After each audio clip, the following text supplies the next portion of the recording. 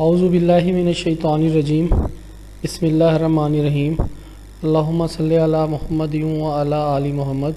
Student, आज का जो हमारा यूनिट है वो बायोलॉजिकल मॉलिक्यूल्स है, यूनिट नंबर 2। चूँकि इसमें टॉपिक बहुत ज़्यादा लेंथी थे, क्रिटिकल थे और एग्ज़ामिनेशन पॉइंट ऑफ व्यू से आप देखें कि लास्ट टाइम मैं आपको इन क्लास बता रहा था कि बायो मॉलिक्यूल के यूनिट में प्रीवियस जो यूएचएस का पेपर था वहाँ पे 15 एमसीक्यूज़ आए थे। लिहाजा मैंने क्या किया, मैंने बायोलॉजिकल मॉलिक्यूल के यूनिट को 2 पेपर में तकसीम कर दिया, पेपर ए में और पेपर बी में। आज जो हम डिस्कस करने जा रहे हैं उसका सिलेबस हम पहले से आपको मैसेज कर चुके हैं, जिसमें लिपिड्स मौजूद है, प्रोटीन्स मौजूद हैं, एंजाइम्स मौजूद हैं, इनहिबिटर मौजूद हैं। इन टॉपिक से ये पेपर बना हुआ है। बाकी का जो पेपर आएगा पेपर बी, उसमें न्यूक्लिक एसिड होगा। थोड़ा टिपिकल होता है न्यूक्लिक एसिड। मैंने वो दोबारा से, आप लोगों के मैसेजेस आए थे कि उसमें जो आवाज़ क्लियर नहीं थी या पिक्चर क्वालिटी क्लियर नहीं थी, मैंने रीटेक किया, उसको दोबारा से डाउनलोड करवाया। और उसके अलावा न्यूक्लिक एसिड के साथ कार्बोहाइड्रेट का पोर्शन मैंने अटैच किया है। दोनों काफ़ी लेंथी पोर्शन है, उनका टेस्ट मैं अलहदा से लूँगा। ज़रा देखिएगा स्टूडेंट, हम डिस्कशन की तरफ जाते हैं। पहला क्वेश्चन है, question number 1, at high dash increase vibration result in denaturation of enzyme. अब जो स्टूडेंट होते हैं उनके जहन में अल्फ़ा फ़ौरन क्लिक करता है, लेकिन अगर आप गौर करें अल्फ़ा के लिए स्लाइटली या नैरो रेंज का वर्ड इस्तेमाल होता है। यहाँ पे हाई का लफ्ज़ इस्तेमाल हो रहा है। हाई वर्ड और लो वर्ड टेम्परेचर के लिए होता है। और मैंने आपको लेक्चर में समझाया था कि हाई टेम्परेचर अगर हो जाए, मैंने आपको एक टेम्परेचर ऑप्टिमा समझाया था, वो मैंने एक सेट पॉइंट आपको समझाया था। मैंने आपको सब ऑप्टिमम रेंज पढ़ाई थी। उसकी बेस के ऊपर आप देखें तमाम हमारी बॉडी के एंजाइम्स वर्क कर रहे होते हैं। और पीएच के केस में मैंने आपको बताया था कि तमाम पीएच अपनी अपनी वैल्यू पर और अपने अपने स्पेसिफिक मीडियम में वर्क करती हैं। लिहाजा ना यहाँ कोई मीडियम का जिक्र है, ना यहाँ कोई नैरो रेंज स्लाइटली रेंज का जिक्र है, तो पीएच इसका ऑप्शन नहीं होगा। बीटा पे आ जाता है कंसंट्रेशन। कंसंट्रेशन किस चीज़ की concentration? At high concentration. High concentration तो आप देखें at the level of solution होती है। ये एंजाइमेटिक रिएक्शन की हम बात कर रहे हैं, कंसंट्रेशन तो वैसे ही नहीं आएगा। चार्ली ऑप्शन आपका ठीक होगा, टेम्परेचर। हाई टेम्परेचर के ऊपर अब यहाँ पे आप नोट कर लें, कागज़ पेंसिल साथ रखें अपने, कि जब हाई टेम्परेचर होगा उस वक्त डीनेचरेशन स्टार्ट हो जाएगी। मैंने आपको नैरो रेंज बताई थी कि 36.1 टू 37.8 डिग्री सेंटीग्रेड। ऑप्टिमम में आ गया था 36 से 38 तक। फिर मैंने यहाँ पे फेवरिश कंडीशन में पायरेक्सिया का आपको कॉन्सेप्ट दिया था, और फिर यहाँ पर ही मैंने आपको हाइपर पायरेक्सिया का कॉन्सेप्ट दिया था। अब आप देखें डीनेचरेशन किस कंडीशन में हो रही है? हाइपर पायरेक्सिया कंडीशन में, जिसमें इतनी ज़्यादा हीट प्रोड्यूस हो गई, इतना ज़्यादा काइनेटिक एनर्जी प्रोड्यूस हो गई कि मॉलिक्यूल्स में वाइब्रेशंस ज़्यादा बढ़ गई और सबस्ट्रेट और एंजाइम दोनों डीनेचर होना शुरू हो गए। डेल्टा ऑप्शन यहाँ पर नहीं आएगा। क्वेश्चन नंबर 2 को देखें बेटा। The active site of enzyme is dash dimensional cavity. अब यहाँ पे 2 जो है ना स्कूल्स ऑफ थॉट स्टूडेंट के पास होते हैं। पहला स्कूल ऑफ थॉट ये आता है कि जी एक एंजाइम के पास कितनी एक्टिव साइट होती हैं। तो स्टूडेंट देखें, मैंने आपको ड्यूरिंग माय टीचिंग बताया था कि मैनी एक्टिव साइट्स एंजाइम्स के ऊपर मौजूद होती हैं, और मैंने एग्जांपल दी थी आपको, थाउजेंड्स में भी इनके ऊपर एक्टिव साइट मौजूद होती हैं। अब ये अलहदा स्कूल ऑफ थॉट है। यहाँ पे क्या पूछा जा रहा है? यहाँ पे पूछा जा रहा है कि एक्टिव साइट ऑफ एंजाइम, उसकी क्या कॉन्फ़िगरेशन है, क्या स्ट्रक्चर क्या है। तो मैंने आपको 3D लिखवाया था कि ग्लोबुलर प्रोटीन होते हैं, जितने एंजाइम्स होते हैं वो ग्लोबुलर प्रोटीन होते हैं, तो कितनी 3 डायमेंशनल कैविटी होगा। अब इस 3 डायमेंशनल कैविटी में आप उस पॉइंट पे ना चले जाना कि जी एक्टिव साइट में कैटालिटिक साइट है, बाइंडिंग साइट है, ये एक अलग कंसेप्ट है। यहाँ पे 3D फॉर्म पूछा जा रहा है, ग्लोबुलर स्ट्रक्चर पूछी जा रही है। क्वेश्चन नंबर 3 पे आ जाएं। In a molecule of sickle cell hemoglobin maximum number of abnormal polypeptide chain is. देखें स्टूडेंट, अब यहाँ पर मैंने क्या क्वेश्चन उठाया, कहाँ से? सेकंड ईयर से। सेकंड ईयर में 1 जीन 1 पॉलीपेप्टाइड चेन आप सबने पढ़ा हुआ है, उसमें हीमोग्लोबिन का जिक्र है। सेम हीमोग्लोबिन को निकोल्सन डिस्कवर कर रहा है कहाँ पर? चैप्टर नंबर 2 फर्स्ट ईयर में भी। तो प्रोटीन तो है, ग्लोबुलर प्रोटीन है।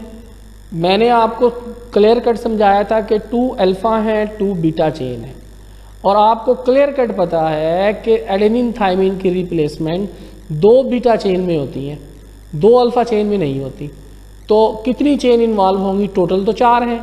अब चारों की 4 तो इन्वॉल्व नहीं होंगी, 2 बीटा चेन इन्वॉल्व होंगी, जिसमें विलाइन से ग्लूमेटिक रिप्लेस हो जाएगा, ग्लूमेटिक एसिड। तो यहाँ पे आंसर बीटा आएगा। क्वेश्चन नंबर 4 में देखिएगा, स्टीरॉइड्स, बड़ी डिटेल से आपको बताया था, मैंने आपको बताया था टर्पिनॉइड्स में जो है वो स्टीरॉइड्स आ जाते हैं, और टर्पिनॉइड्स को फर्दर मैंने टर्पीन में कन्वर्ट किया था कि टर्पीन्स, पेंट वगैरह और स्टीरॉइड्स मैंने बताया था आपको इमीडिएट सोर्स ऑफ एनर्जी होते हैं। टेस्टोस्टेरोन है, प्रोजेस्टेरोन है, ग्लूकोकॉर्टिकॉइड है, मिनरलोकॉर्टिकॉइड यानी एल्डोस्टेरोन है। ये तमाम के तमाम हम किस में क्लासीफाई करेंगे? Into the terpenoids. अब कैरोटीनॉइड आपको याद होगा, मैंने अलग से डेरिवेटिव में आपको पढ़ाया था कि ये पिगमेंट्स हैं कैरोटीनॉइड्स, और सन ग्लासेस वगैरह में यूज़ होते हैं इंटेंसिटी ऑफ लाइट को मेंटेन करने के लिए। ग्लाइकोलिपिड हो गए, ग्लाइकोप्रोटीन हो गए, सेल कोड बना रहे होते हैं, सेल आइडेंटिफाइंग मार्कर हैं। और स्फिंगोलिपिड मैंने डिटेल से आपको समझाया था कि इनके पास स्फिंगोमाइसिन मौजूद होती है, जो कि एक लिपिड है जो ब्रेन सेल्स को और नर्व सेल्स को क्या कर रही होती है? प्रोटेक्ट कर रही होती है। क्वेश्चन नंबर 5 बड़े मज़े का है, एग्जाम्स के लिहाज से काफ़ी इंपॉर्टेंट है। आपके पास कागज़ पेंसिल मौजूद होंगे, आप राइट करेंगे। Extreme change in pH. अब देखें, हमने तो स्लाइड चेंज इन पीएच पढ़ा था, यहाँ पे नैरो रेंज पढ़ा था हमने कहा था कि तमाम पीएच की ख़ास वैल्यूज़ होती हैं। आपको याद होगा, मैंने आपको डिफरेंट किस्म के 8 पीएच बताए थे। उसमें मैंने पेज बताया था कि फर्स्ट ईयर का चैप्टर नंबर जो 3 है उसका पेज नंबर 42 है। उसमें मैंने आपको पेप्सिन की जो ऑप्टिमम पीएच बताई थी वो 2 बताई थी, सुक्रेज की 4.5 बताई थी, एंटीरोकाइनेज की 5.5 बताई थी, स्लैवरी एमाइलेज की 6.8 बताई थी, कैटालेज की 7.6 बताई थी, काइमोट्रिप्सिन की 7 to 8 बताई थी, पैंक्रियाटिक लाइपेज की 9 बताई थी, आर्जिनेज की 9.7 बताई थी। उसमें मैंने आपको बताया था कि इसको आपने याद करना है। खैर, क्वेश्चन इस कंसर्न से नहीं है, रिकॉल कराना मेरा फ़र्ज़ बनता था कि मैं आपको रिकॉल कराऊं कि इसको किसी भी आपने एंगल पर कि आपने इग्नोर नहीं करना, सब के नाम और सब की वैल्यू याद रखनी है। अब वो पूछ रहे हैं कि कंडीशन अगर एक्सट्रीम हो जाए, कॉजेज डीनेचुरेशन ऑफ एंजाइम, बिल्कुल ठीक है जी, ब्रेकिंग होना शुरू हो जाता है, ब्रेक होना शुरू हो जाता है। उसमें वो पूछ रही हैं कि सबसे पहले कौन सा बॉन्ड टूटेगा। अगर यहाँ पीएच के बजाय टेम्परेचर होता तो मैं आपको बता चुका हूँ लेक्चर में, हाइड्रोजन आएगा। जब भी वर्ड पीएच का आएगा तो पहले आयनिक आएगा, सबसे पहले आयनिक बॉन्ड टूटेगा, आयनिक के बाद फिर हाइड्रोजन और फिर कोवलेंट बॉन्ड टूटेगा, फिर जाकर जो है ना डीनेचुरेशन होगी। तो ये आपके 5 क्वेश्चन हो जाते हैं। नेक्स्ट देखते हैं, नेक्स्ट पे आ जाता है question number 6। Which of the following graph correctly represent effect of increase in concentration of substrate in enzyme controlled reaction when substrate is in limited concentration। काफ़ी टिपिकल सा क्वेश्चन आपको नज़र आ रहा है, लेकिन टिपिकल है नहीं। मैंने बड़ी डिटेल से आपको ये पढ़ाया था, मैंने एंजाइमेटिक रिएक्शन में और concentration of substrate, concentration of enzyme, मैंने आपको काफ़ी डिटेल से ग्राफिकल रिप्रेजेंटेशन से आपको समझाया था। मैंने आपको बताया था कि एंजाइम के पास जो एक्टिव साइट होती हैं उसमें मैंने एग्जांपल दी थी कि अगर आप देखें कि लिमिटेड जो आपके पास सबस्ट्रेट है वो 1000 है और जो एक्टिव साइट हैं वो 1000 हैं, तो ओबियसली क्या होगा कि वो जो सबस्ट्रेट हैं वो 1000 के 1000 जाकर एक्टिव साइट के साथ अटैच हो जाएंगे और क्या होगा कि रिएक्शन फास्ट होगा। अब अगर आप सबस्ट्रेट पुट नहीं कर रहे तो रिएक्शन क्या हो जाएगा? स्टेडी हो जाएगा। तो यहाँ पे जो चॉर्ली ऑप्शन बनता है that is correct answer. Question number 7 में आप देखें which of the following is a peptide bond, ये तो जनाब डिस्कस करने की बात बनती ही नहीं, अल्फा आएगा। Amino acid in which the R group is hydrogen, फिर डिस्कस करने की बात नहीं बनती, इजी है, ग्लाइसिन आएगा। अगर CH3 होता तो ऑब्वियसली एलानिन आता। Myosin is a fibrous type of protein, मैं बहुत डिटेल से आपको लेक्चर में समझा चुका हूँ।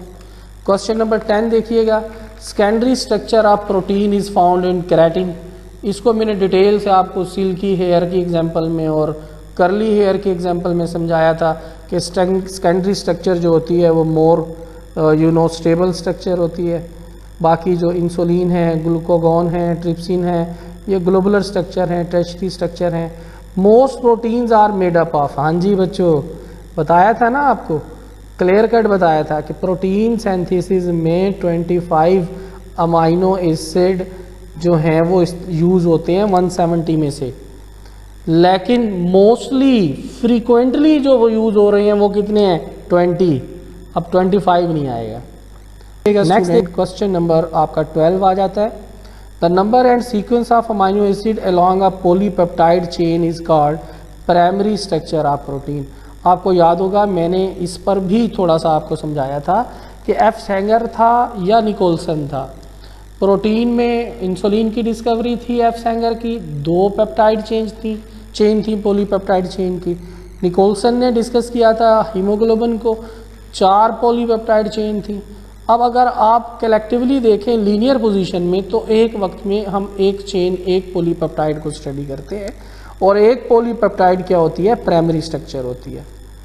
Fatty acid are the organic compound containing hydrogen oxygen and one of the following are, basically आप जानते ही हैं RC double bond OH, that is the formula for simplest lipid fatty acid, alpha option होगा। Waterproof surfaces like cuticle of leaf and protective covering of an insect's body or waxes। मेरा ख्याल है मुझे कोई इसके ऊपर डिटेल में जाना नहीं पड़ेगा। फास्फोलिपिड्स बायोलॉजिकल मॉलिक्यूल बनाते हैं, टर्पिनाइड्स ऊपर मैं जिक्र कर चुका हूँ, एसाइल ग्लिसराइल्स एनर्जी रिसोर्सेज होते हैं। क्वेश्चन नंबर 15 पे देखें, if in lipid there is higher proportion of unsaturated fatty acid then it will be oil. और ऑयल के एग्जांपल में हमने ओलिक एसिड पढ़ा था। ओलिक एसिड में एक और MCQ आ जाता है कि कार्बन 18 होते हैं और कार्बन नंबर 9 और 10 के दरमियान डबल बॉन्ड होता है। वैक्सीज में मैंने आपको बताया था मिक्सचर होता है, आइसोप्रीनाइड यूनिट नहीं होते। टर्पिनाइड में मैंने बताया था आइसोप्रीनाइड यूनिट होते हैं लेकिन कंडेंसेशन भी हो रही है लेकिन वाटर रिलीज नहीं होता। वैक्सीज में मैंने बताया था आपको कि एल्डिहाइड नहीं होता, एल्डिहाइड एब्सेंट होता है।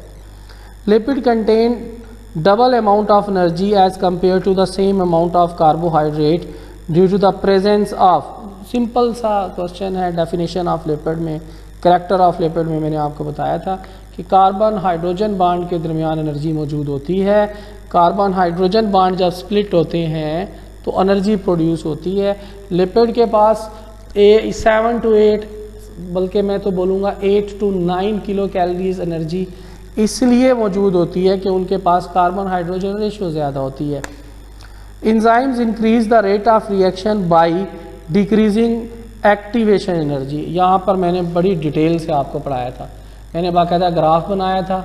उस ग्राफ में मैंने आपको समझाया था कि जो ट्रांजिशन स्टेट एनर्जी है उसको लोअर डाउन किया जाता है और जब लोअर डाउन होकर वो जिस पॉइंट के ऊपर आती है जहाँ पर सबस्ट्रेट कन्वर्ट होता है प्रोडक्ट के अंदर, उसे हम कह रहे होते हैं this is the activation energy.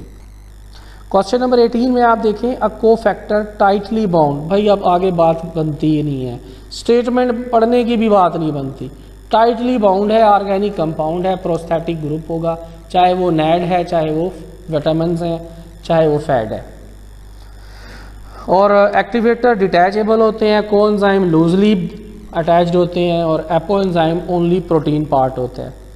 Which molecular structure of enzyme is essential for activity of enzyme, बेटे फंक्शनल स्ट्रक्चर एक ही होती है, टर्शियरी स्ट्रक्चर। उसकी एग्जांपल मैंने आपको हीमोग्लोबिन में दी थी। मैंने कहा था क्वाटरनरी लेवल जो होता है वो मोर अनस्टेबल होता है और जब वो इक्वस मीडियम में आता है तो स्प्लिट हो जाता है, टर्शियरी स्ट्रक्चर में आता है। टर्शियरी जो है वो मोर फंक्शनल स्ट्रक्चर होती है किसी भी ग्लोबुलर एंजाइम के लिए। Question number 20, an enzyme require magnesium bivalent है टू कैटालाइज द सबस्ट्रेट। मैं कहता हूँ इस किस्म की स्टेटमेंट ना 10 सेकंड में क्लिक होने वाली होती हैं, मतलब आप 10 सेकंड में आंसर की तरफ पहुंच जाते हैं। बाइवेलेंट आ गए, मेटल आ गया, क्या होगा? एक्टिवेटर होगा। एक्टिवेटर क्या है? डिटैचेबल पार्ट है। इस पे मेरा ख्याल है हमें किसी किस्म का भी टाइम कंज्यूम नहीं करना चाहिए, टाइम को बचाना चाहिए फॉर अदर सब्जेक्ट्स। इस क्वेश्चन आप 40 सेकंड से पहले अटैम्प्ट कर सकते हैं। What is true about enzyme? No effect on end product. ऐसा ही तो है। इंजाइम तो आप देखो, हमने इंजाइम को इंजाइमस कहा था, और इंजाइमस क्या है? वो चीज़ जो लीव एंड के ऊपर लीव हो जाए, बच जाए, खर्च नहीं होती, और ना ही वो किसी किस्म का इफेक्ट डाल रही होती है प्रोडक्ट पे। According to induced fit model, the active site of enzyme is modified as the substrate interacts with enzyme. आपने लेक्चर देखा होगा, मैंने वो लेक्चर आप बच्चों के लिए डिफरेंट स्टाइल में दिया था। उसमें मैंने बाकायदा को मुकम्मल तरीके से बाइंडिंग साइट क्या होती है, कैटालाइटिक साइट क्या होती है, कैसे कोफैक्टर ब्रिज बनाते हैं, कैसे कैटालाइसिस स्टार्ट होती है, ये डिटेल से समझाया था कि कैसे इंड्यूस होता है रिएक्शन। इंड्यूस होने की बेस पर हम इसे इंड्यूस मॉडल कह रहे थे, जो कोच ने पोज किया था। ऑप्टिमम पीएच में अभी जिक्र कर चुका था, पैंक्रियाटिक लाइपेज 9 होती है। क्वेश्चन नंबर 24 पे आ जाएं बेटा। टिपिकल सा क्वेश्चन है, बच्चे इसको टिपिकल इसलिए कहते हैं, वो ना फार्मूला अपने जहन में नहीं बनाते। सिंपल सा फार्मूला है। ड्यूरिंग माय लेक्चर मैंने आपको कहा था कि ये पैराबोला अगर वाइड होगा तो टेम्परेचर है, और अगर इंतहाई नैरो होगा, नैरो अब आपके सामने क्या ऑप्शन आ रही है? डेल्टा आ रही है। तो पूछ क्या रहे हैं वो? पीएच का इफेक्ट पूछ रहे हैं। ऑप्शन क्या आएगा? डेल्टा आएगा, बाकी सारे वाइड हैं। क्वेश्चन नंबर 25 पे देखिएगा, the type of inhibition in which inhibitor has no structural similarity to substrate and combined with enzyme at other than active site, यानी एलियोस्टेरिक साइट के साथ। याद आ रहा है कुछ इनहिबिटर के टॉपिक में? Non competitive and reversible inhibition. तो चार्ली ऑप्शन आएगा बेटा। मैंने तो रिवर्सिबल जो इनहिबिशन है वो अलहदा से आपको समझा दी, वो टॉपिक में मैंने बताया था एलियोस्टेरिक इनहिबिशन, उसकी भी डिटेल आपको दे दी थी। This figure represent non competitive inhibitor, बिल्कुल ऐसे ही है। और आ जाते हैं नेक्स्ट 27। वैसे इस किस्म के क्वेश्चंस आजकल यूएचएस में बड़े फ्रेंडली बने हुए हैं। 4, 5, 7 स्टेटमेंट के ऊपर क्वेश्चन दे देते हैं, आंसर 1 सेकंड का होता है। ज़रा सुनिएगा। A student of chemical engineering mistakenly engulf the toxic compound, यानी toxic compound inhibitor, which was a potent inhibitor of certain enzyme, जाहिर है respiratory oxidase के ऊपर अफेक्ट कर रहा है।